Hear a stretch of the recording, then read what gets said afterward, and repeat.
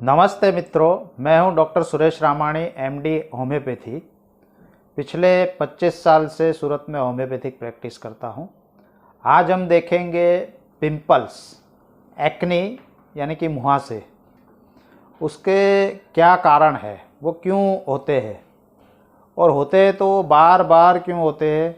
क्योंकि आप उसका कितना भी ट्रीटमेंट करवाओ, कितना भी फेस वॉश यूज़ करो, क्रीम लगाओ, जेल लगाओ, फिर भी वो बार बार आते रहते हैं। डॉक्टर का ट्रीटमेंट करो, जब तक ट्रीटमेंट चालू रहता है तब तक होते रहते हैं।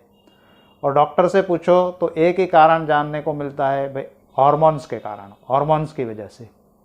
तो ये हार्मोन्स क्या चीज़ है, उसको कैसे सही कर सकते हैं और दूसरे क्या क्या कारण उसके अंदर इन्वॉल्व है, उसके बारे में आज हम देखेंगे। तो ये जो पिंपल्स होते हैं वो एक्चुअली सीबेशियस ग्लैंड्स की ओवर एक्टिविटी के कारण होते हैं। और सीबेशियस ग्लैंड्स की जब ओवर एक्टिविटी हो जाती है, सीबम का सिक्रेशन ज़्यादा करने लगते, अमूमन ये जब प्यूबर्टी आती है 14 साल से 20 साल की उम्र में, सीबेशियस ग्लैंड्स हार्मोन्स के अंडर ओवर एक्टिव हो जाती है। और उसके अंदर जब बैक्टीरियल इन्फेक्शन ग्रोथ होता है, जैसे प्रोपिनोबैक्टीरियम एक्नी, दूसरे स्टेफाइलोकोकी भी है। जब स्टेफाइलोकोकी का इन्फेक्शन हो जाता है तब वो येलो कलर के पस वाले पिंपल्स होने लगते हैं।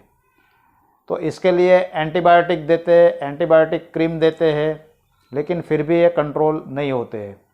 तो इसमें मोस्टली जो एस्ट्रोजन हार्मोन्स है और टेस्टोस्टेरोन हार्मोन्स है, इसका एक बैलेंस रहता है, वो बैलेंस बिगड़ जाता है और टेस्टोस्टेरोन हार्मोन्स बढ़ जाता है और डाईहाइड्रोटेस्टोस्टेरोन ज़्यादा बढ़ने लगता है, तब ये सब चीज़ें होती है। तो उसके लिए पेशेंट को हार्मोनल बैलेंस बनाए रहे, उसके लिए ज़्यादा योगा करने चाहिए, प्राणायाम करने चाहिए, वो सब करने चाहिए। दूसरे भी इसके कारण है, जैसे पीसीओडी, फीमेल में पीसीओडी होता है तो उसकी वजह से भी पिंपल्स बनते हैं। तो यूएसजी करके देख लेना चाहिए कि भाई ये कारण तो इसके पीछे नहीं है ना। नहीं तो जब तक आप पीसीओडी को सॉल्व नहीं करोगे तब तक आपका पिंपल्स का कोई सॉल्यूशन नहीं आएगा। चाहे मर्जी आप कितने भी क्रीम लगा लो, कितने भी फेस वॉश यूज़ कर लो और कितने भी एंटीबायोटिक खाओ, जब आपका पीसीओडी कंट्रोल होगा तभी आपका पिंपल्स का कंट्रोल आएगा। उसके अलावा कॉस्मेटिक प्रोसीजर में जितने भी कॉस्मेटिक क्रीम्स यूज़ करते हैं, कॉस्मेटिक्स यूज़ करते हैं, उसकी वजह से भी स्किन इरिटेट होती है और पिंपल्स होते हैं। मेकअप का कितना भी सामान है, जो लोग ज़्यादा मेकअप को लगाए रहते हैं चेहरे पे, उसकी इरिटेशन से भी पिंपल्स होते हैं। फिर डाइट में आप जितना तला भुना खाओ, जितना मीठी चीज़ ज़्यादा खाओ, उसकी वजह से क्या कॉर्टिजोल हार्मोन्स का सिक्रेशन ज़्यादा होता है और ये जो एक्सेस हार्मोन्स है उसको डिज़ोल्व करने का जो प्रक्रिया होता है वो लीवर में होता है। तो लीवर के ऊपर एक्सेस लोड आता है और ये डाइट का भी एक बहुत महत्व का रोल है। जैसे बेकरी का आइटम है, डेयरी प्रोडक्ट है और जो भी पैक फूड आता है जिसके अंदर प्रिजर्वेटिव होते हैं, केमिकल्स होते हैं, तो ऐसा सब जब आप डाइट ज़्यादा खाओगे तब उसकी वजह से सीबेशियस ग्लैंड्स ओवर एक्टिव होके सीबम का सिक्रेशन बढ़ा देती है और जब वो ब्लॉक हो जाता है तो बम्प्स निकल आते हैं।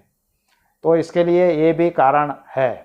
तो ऐसे बहुत अलग अलग से कारण है और ये सबको हम मिला के, दूसरे भी कारण है जैसे कि वाटर इनटेक, जैसे पानी ज़्यादा नहीं पिएंगे, कम पिएंगे, तो उसकी वजह से भी एग्रेवेट होते हैं पिंपल्स। तो पानी भी एक महत्व का फैक्टर है।